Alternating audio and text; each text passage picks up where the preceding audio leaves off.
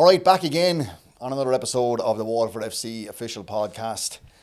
My guest at this time is our interim manager, Matt Lawlor. Matt, how are you? I'm all right, thank you very much. I think you're all right. We've been sitting here for a while kind of getting ready for this and saying all the things that we can't say on camera. Well, look, basically just me saying all the things that we can't say on camera and on microphone. But look, it's good to sit down and chat. How have things been going? Yeah, it's been different, obviously. I didn't expect to come back in the best possible way. I didn't want to be coming back because that would have meant that we were plain sailing and safe at this point. And people wouldn't have unfortunately lost a job. So, but yeah, how has it been going since back? It's been a lot of hard work, a lot of preparation, a lot of good work as well. So I'm pleased to be back in a certain way, but obviously not pleased because that means that we are where we are. It must be such a strange thing because obviously you're here with us as an assistant to Keith Long first, and we'll get to that, of course. And then you're back to fill in at the beginning of the season after Keith leaves, but now you're back again. I don't know, has it ever happened that we've had two of the same interim manager in the same season? Has it, I'm sure it hasn't, but I better ask the question anyway. Has it ever happened for you before that you've had to fill in twice in the one season? I don't think it was in the same season, but like pretty soon. So when I was, still at Fleetwood, obviously, but yeah, I filled in after Scott Brown got unfortunately sacked, and then I filled in after Charlie Adam got sacked. Yeah. So that was probably about a year, 18 months apart. So definitely not in the same season. So it's pretty unique, obviously, and I wouldn't be here if they didn't love the place and want to help out. So yeah, it's certainly different, but. Yeah, I was going to say, you seem to have a real affinity for Waterford. I know Waterford definitely has an affinity for you. You weren't here all that long, really, but did it feel almost like you settled in straight away when you came as an assistant to Keith? So settling in straight away is difficult to say, because when I first came, obviously it's my first time leaving to work in a different country. I've always been quite local to people who know it, the Fleetwood area, but like the Fylde Coast area back home for me. Never really played much further than an hour and a half away from my hometown. So yeah, it was definitely, but pretty soon, straight after working and then getting to know Keith and then the area. I lived in the hotel for about 3 months. So that didn't help, but it was class. Like I loved it, but all the towels you might want. Yeah, all the towels, but all the food, that was a nightmare because I put on a bit of weight then. But for me, it's something. It's a strange feeling that I have for this place in terms of. I just feel like quite relaxed when I'm here. I think it's the people. Like, I'm not saying that just about you, Tony, but like the people in general, that Irish people are very proud of where they come from. Like, it might be something to do with the Gar or history. I've done all the local history tours around here and everything. Me and my wife and my little boy. My little boy's probably bored out of his head, but me and my wife liked it. So, I don't know. I just got a real affinity. I'm quite like passionate about my area back home, so like I really like that people are passionate about theirs, how genuine, warm and nice people are and welcoming here, and I feel like you have to buy into a place where you are working, otherwise I need to be passionate about what I do for me to be good at it. I think that's how I think I operate. That's what I was like as a player, as a coach, now as a manager. I think that's what I found success with. So yeah, this area just for some reason, and like I've never ever alluded to it really, but me and my wife went through a really difficult time with Becky's sister passing just suddenly in the middle of the night. Like she's only 32 at the time. Yeah. So this place was like our escape in a sense, because back home was so tough. Our nephew left behind and stuff. So for us, this was like a real escape for me and my wife, my little boy. So for us, that's why we've got like a real affinity. We planned to come here. Obviously the season became really hectic, but just to visit, we just planned to come here, but obviously I've come back twice now. So we plan to come here regardless anyway. So yeah, but that's the reason I've got loads of affinity to the place. It's the feeling I get from being somewhere different to home, but it strangely feels like home. Thank you for sharing that, because I know there's always kind of like, well, Matt has family stuff and all that kind of stuff, and so for sharing that, I really do appreciate that, and I'm sure people will as well who are listening. Just a bit about yourself. I think people would like to know more about you as a person, which is one of the reasons why I was keen to do this. You talk about your playing career. Take us through your playing career a little bit. Yeah, so mine's a little bit different. Like I know we've got I brought Yatesy across. His is miles better than mine, for example. So he's miles better than most people. Most people, exactly. So me, played for Blackpool since I was 8 years old. Was highly thought of coming through the ranks, and was academy all the way through. Turned professional when I was 17. Well, like obviously you turn full time over there when you're 16. 16, yeah. And then you can't turn professional until you're 17 there. So I turned professional really early. And I was there till I was about 21-ish. And then we got promoted from League One to the Championship whilst I was there. We had real success. I played little to no part in a lot of them things. But listen, even as a young boy being local, I trained every day. Went out on loan to like the National League and National League North, which is like step 5 and step 6 of like the English pyramid. So yeah, and then from there really, like that was my main bulk of my career, if you will, in terms of professionally and full time.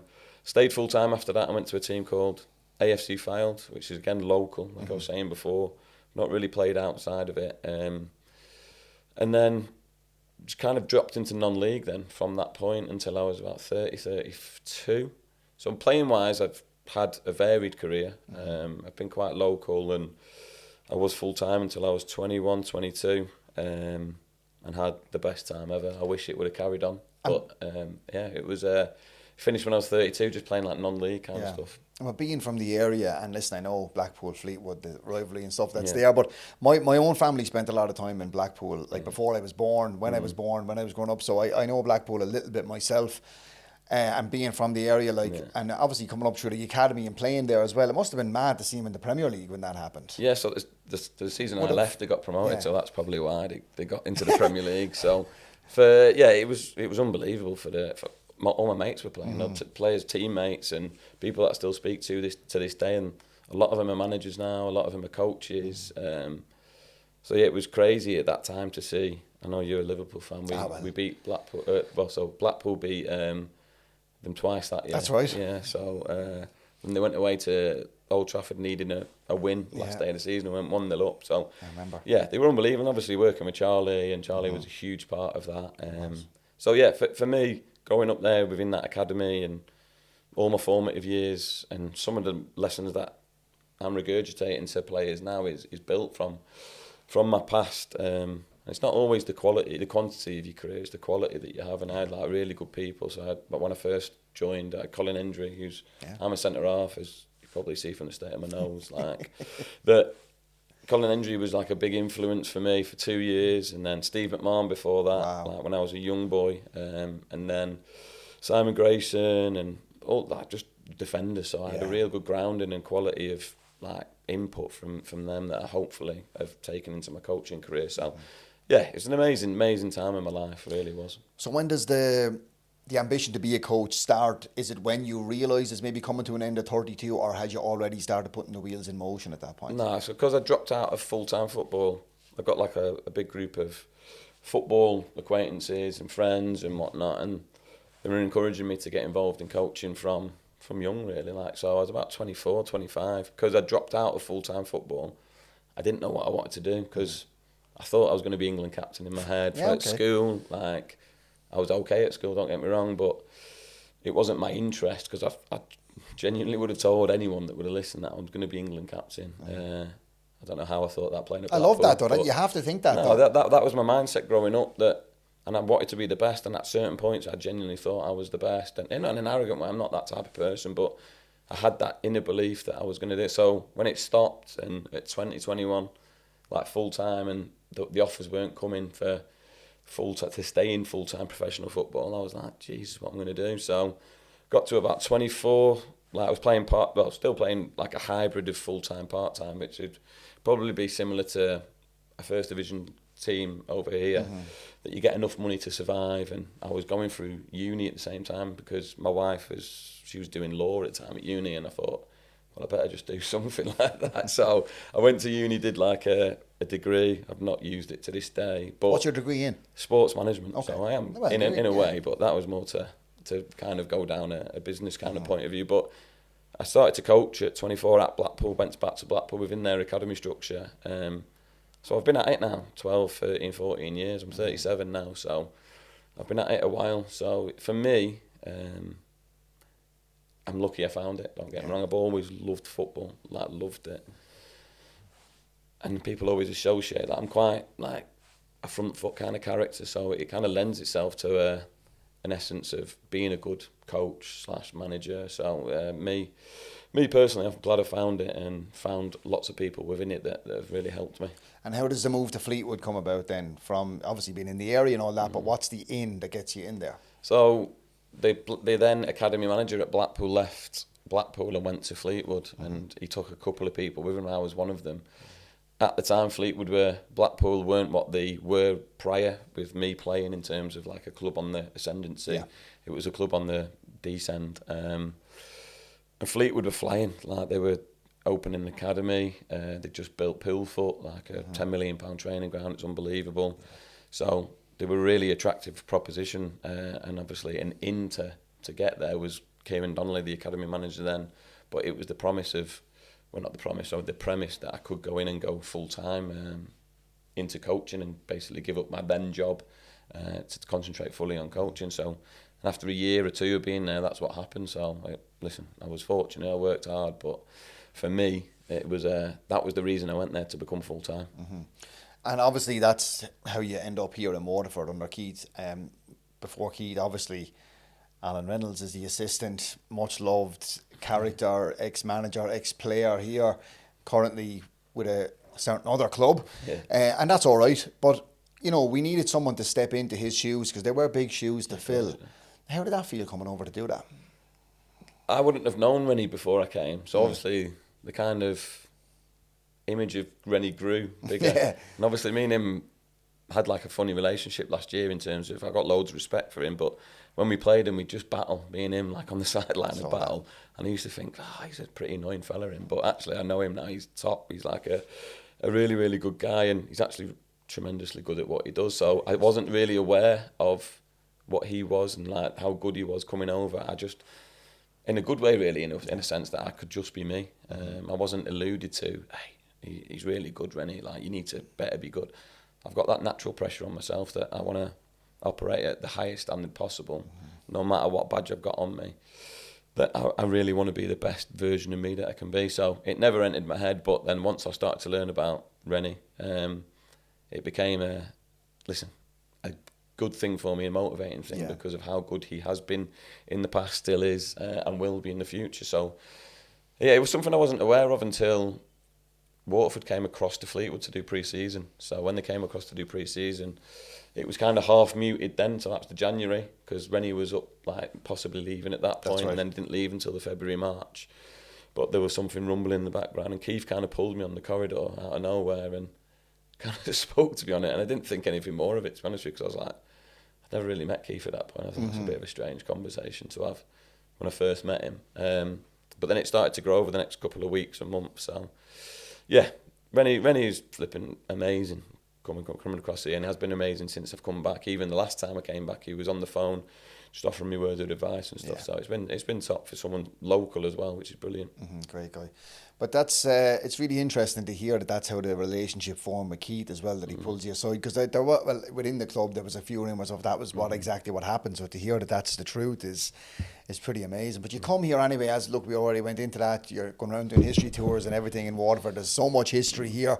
We could do a podcast on our own. Well, I certainly could, about the history of Waterford and how great it is and all that kind of stuff. But when you get here, are you surprised by the quality of the league? Are you taken aback by it? Are you just taking it in your stride? What way are you feeling about that? No, I had no preconceptions coming over other than that I'm going to a different country to go and work, let's see. And it was taken in my stride, I guess. So my first game was against Drogheda, and it was a pretty ugly game, to be fair. So I still had no idea coming out of that game what it was about. And then we quickly went to Sligo, Shamrock Rovers, and then we had, I think, Bowes or something at home, and I thought, flipping it, like, it's a proper league. Yeah. It's a league that have genuinely become a big staple of my household, because we watch it every Friday, even back home. But when I was here, I was really surprised at how technical it was, how good it was, how well backed it was, the media around it. It's a Premier Division of its country, isn't it? Ireland as a country have a Premier League division. It's going to be big. I didn't expect it to be this big, because when I started to do a bit of digging, it was possibly Waterford 10 years ago. So even like Shane Murphy puts a lot of stuff online, doesn't he? And it's like, I can't believe the attendances are like 400. That's right, like yeah. 10 years ago, 8 years ago. And then all the background about like the ownership stuff. And so when you look into that and you have like the attendances and what it is now, my vision of if I didn't look into all that would be that we're a big club and we've got a loyal following of this, which we obviously have, but in the past, because of the troubles and whatnot, that we had 400-500 people. Yeah. I can't believe it. So my perception of League of Ireland now is that it's an emerging league and it will only get better and better because you see how the teams are doing in Europe. So for me, I took it in my stride, but I was really, really pleasantly surprised about how well thought of it was, how well supported it was, and how technical it was. It's really exciting, and it's something that I think as fans, and I am a fan, you know, it's easy to forget. You know, you can be frustrated. I get more frustrated than most, you know, and it's easy to forget how far we come. We used to joke, like me and my dad and my dad's friends traditionally would have always sat at the newsstand side, and we used to joke that you could nearly do a head count over at the other side about and know who was there. And you know, it's easy to forget those days. And listen, it's a good thing because the club has come on so much.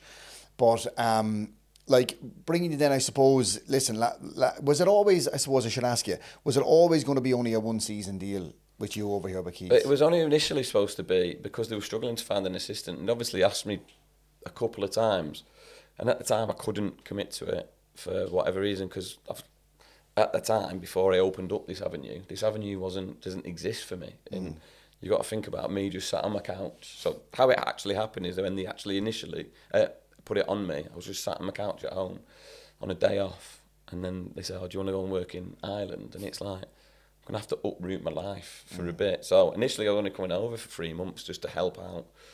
But then as soon as I landed in that 3 months, I was like, I love this. So I want to do this for longer. So we just take it as it plays. So I spoke to Keith, spoke to the club and just said, listen, I'll do it for the season happily. They agreed to that, and then we'll take it from there. And then what I alluded to before about what happened with my sister-in-law, obviously, unfortunately, passing just completely suddenly. Yeah.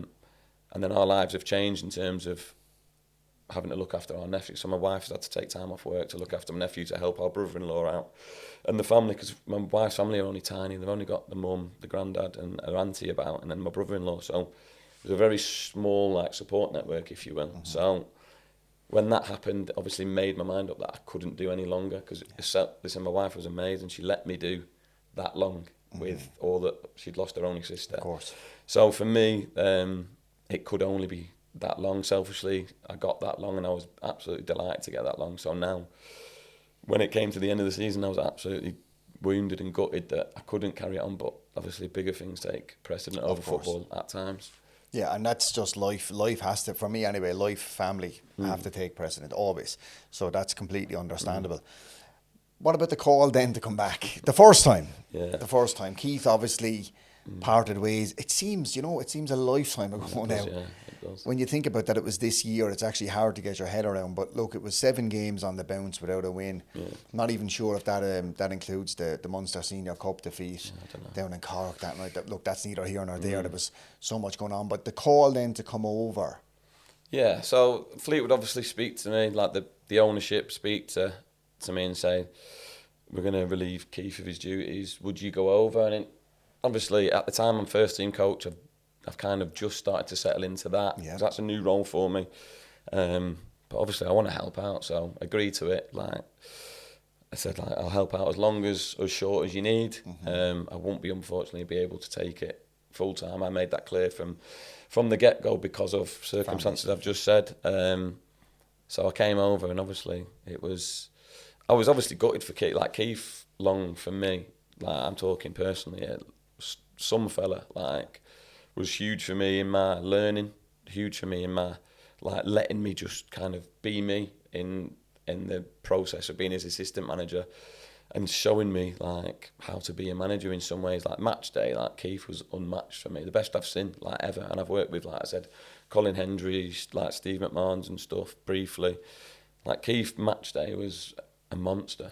He was so good, but unfortunately when he loses his job, someone had to step up and help. So I knew it was going to be interim for however short or long. So that chat just comes from Fleetwood. We'd love you, and it's great that they think of me like that. I've got that connection and they think I can step up. So I thank them for that as well. But when I came here, all I wanted to do was help, and then I landed the Sunday, then we had the Munster Derby on the Monday, so we didn't have any time to prepare. We were 6 minutes away from winning that, and then we went on to do what we did and won 3 in a row, which was like dream stuff for me. And obviously like that's 9 points in the league that have helped us get to where we are today, and helped us be a little bit more steady than obviously what we'd like to be. So yeah, and then obviously John got the job, so I was happy to pass over to somebody with that experience. Yeah, I think initially, mid-season went on another good run under John and stuff like that, and that was great. But I think it was easy at the time to overlook that you came in and steadied the ship, the passion as well that you brought. I remember there's a video I still have on my phone of you coming off the pitch, Podge coming off the pitch in the RSC, it's lashing rain, and just giving it to the fans. And it was just something that the club really, really needed at the time, I think. Obviously that Cork game was such a sucker punch, but to come out of that then with 3 in a row, was brilliant. And then listen, you go back to Fleetwood, obviously then you have your life and your role over there and all that. I think, a lot of people would have liked you to stay, but then, unfortunately John and Danny leave us then just a couple of weeks ago. How soon does that call come again?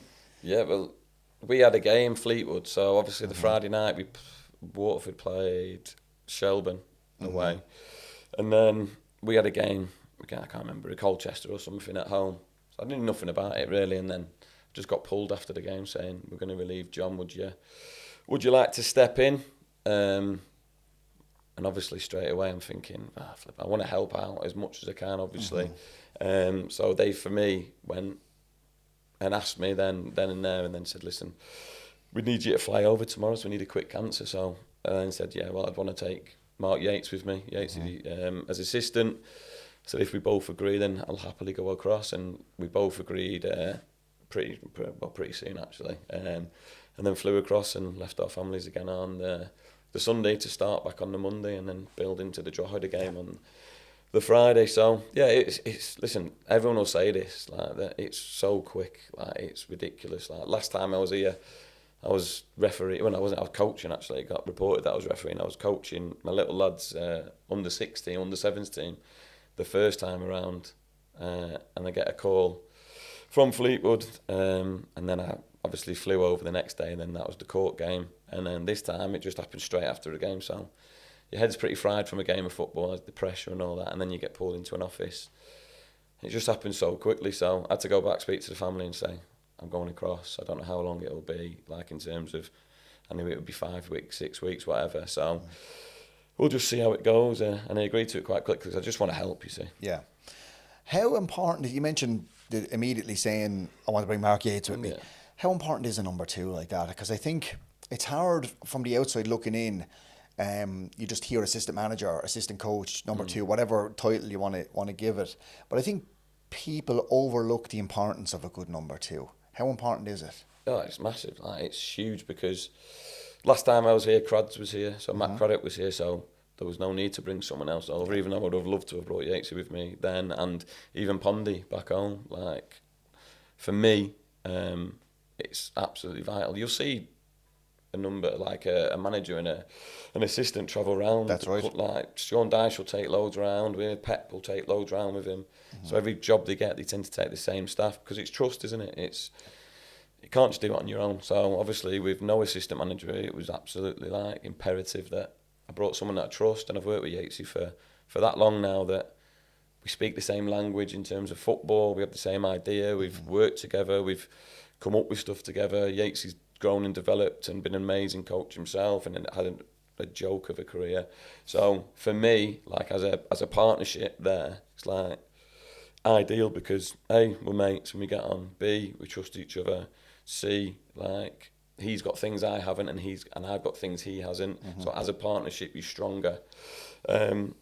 And it needs a different voice as well. It can't just be me. Like, we know human nature as coaches, as people, that if you hear the same voice the whole time, that you get a bit like, Jesus Christ, Lord, shut your mouth. Like, anyone would think that, like, because it's just me. But if it's me, and then Yates is where he's come from, in terms of, plus he's Irish as well. Like, a huge element to this league is its Irishness, and it sounds really daft that, but coming from abroad, you don't really get that until you're here. So the Irishness, and regardless if he's from Dublin or Waterford or wherever, the amount of contacts is the people that have reached out to him helps me ultimately and helps us as a club, because the amount of goodwill that was sent towards him from back home here in Ireland was massive because of his network over, even though he's been in England for 20 years. So for me, it's imperative that you bring across people that you trust, professionally wise, personal wise, because we're living together in Tremor at the minute. So if I didn't like him, we'd be punching each other's head in every day. But he's a good guy. So for me, it wouldn't have worked. I would have still come, but it wouldn't have been as possibly as not easy, because it's not easy. Yeah, but it wouldn't have been as I don't know. Yeah, I know what you mean. No, I get. We've come in from day one and performed at a high level. Me and him, I believe, from the feedback we've got from staff, players, and people around the club. Listen, on a Friday night is obviously all that matters, but what we can control is up to Friday night. So we believe we worked at a high level, and he's massively helped me do that, as well as Brina, Murph, and the staff. Of course, but it's clear to see that that's the case, because the results, are there. You come in, at the start of the season, we win 3 on the bounce.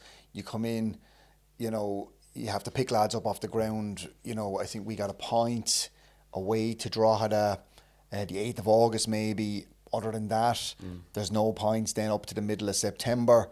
You come in then 3 on the bounce. I think all 3 were 2-1 defeats, all of them. You could add then the fact that we're away to Shells. It's 1-1 again. They go 2-1. Maybe we should have had a penalty. Probably should have had one. Maybe should have had 2 penalties. How do you come in then, pick lads up off the ground and get a result against Drogheda, like 2-0 against Drogheda? Absolutely brilliant. What a performance. The place is, all of a sudden there's hope again. Yeah, well, everyone kept saying to me, before we came out, it's just the new manager bounce. I do agree and I disagree with it, that takes away some of the work. So when I came across last time, I think people assumed that I came over with like balloon animals and just made and bouncy castles and just made everyone just happy. But the amount of work that goes into it, me and Yatesy have not stopped. For example, with Brina, with Murph, with Shane Nolan, with Browner, with everyone behind the scenes, Derek and Kev the Kitman. We haven't stopped. We haven't been home, for example, and we could have gone home. There'd be a 2-day, 3-day break, but we haven't been home because we want to work and we want to get this right. So the amount of work that goes in behind it. But then also, so that's the professional side. The personal side, lads have been beat 6 in a row, 7 in a row, whatever. When you come in, they're lower than snake's belly at the time. So for us, we know the human side is, what are you good at? How can we get you operating at your best again? And you have to touch to the human element, that we have to make you believe again, show you what you're good at, tell you what we need, and then give you an opportunity to go and do it. So for us, it's more difficult than just coming across with what people, I think people just think that we just have balloon animals and a party kind of thing. See, football, I think, football is that little square on your phone, isn't it? And it's what you hear the so-called experts say through the box on your phone, and it's all cliches, isn't it?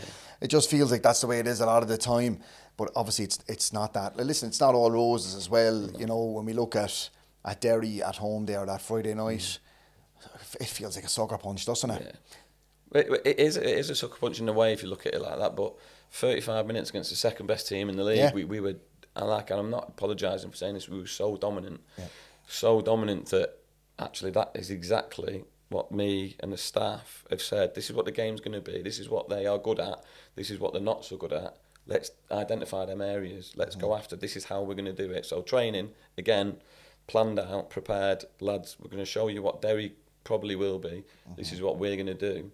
This is in our framework, in our philosophy, and I don't like all words like that, but in the way we want to play, this is how we go and exploit what they're, and it'll be the same against Pats, it'll be the same against Galway, and that's every game that I'll ever approach, is that what are we good at, how can we hurt you, and how can we limit what they hurt us with. And obviously you're going to get hurt in some games, and we did gift them 2 goals in my opinion, and we need to be better at probably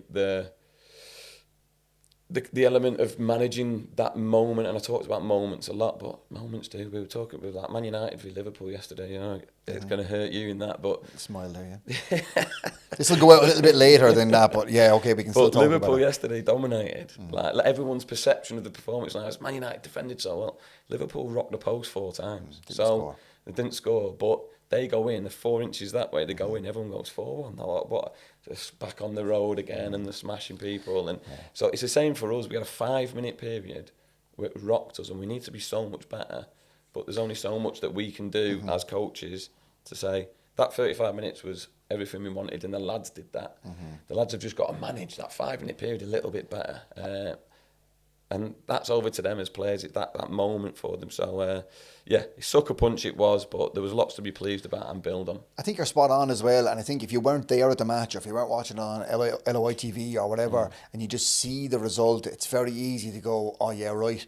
But the fact of the matter is, you know, Derry got 2 chances that, you know, maybe we self-destructed a little bit. Certainly on one of them, we absolutely did. You know, but other than that, you know, you're talking about Tommy has a one-on-one, he's very unlucky. Podge is so unlucky with that header. Like, I think 99 times out of 100, whatever about Tommy's chance, but that Podge header that your man somehow gets his hands at, that goes in 99 times out of 100. And even if we're sitting here saying we drew 2-2 with Derry, it's such a completely different scenario. We're a point above where we are now. Yeah.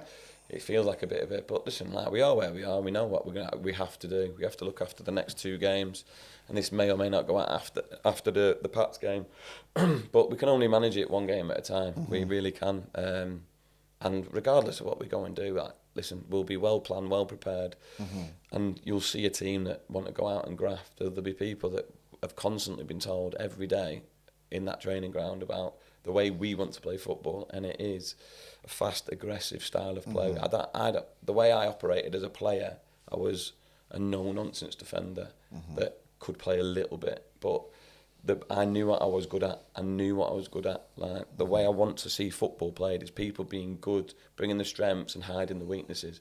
But my team, any team that I operate in, or me and Yatesy, me and Brina, us as a staff operating, it is going to be a committed, front foot, aggressive team. Will it show every week that what we've worked on in training? No, but every week I demand that every single one of our players is at it, winning duels, being aggressive, front foot where we can, and being good at what you're supposed to be good at. The rest of it, it's a Friday night feeling, isn't it? It's that. Sometimes there's a little bit more in the game than somewhat, and we might perform or not, but the things that you can control, the non-negotiables, they'll always be intact, and if they're not, they'll be told. Well, to be honest with you, I'm always searching for something to sum up the interview and to sign off, but I think that literally sums it all up. I just think, you know, I'm not just saying that because you're sitting here. You know, we're in a position that nobody wants to be in, really. Could be a hell of a lot worse. You could be sitting in 10th position in the league. But I would have full faith that if we need to get the best out of the team, you're the man to do it for us. I appreciate that. Thank you very much. Matt Lawlor, thank you so much. Thank you.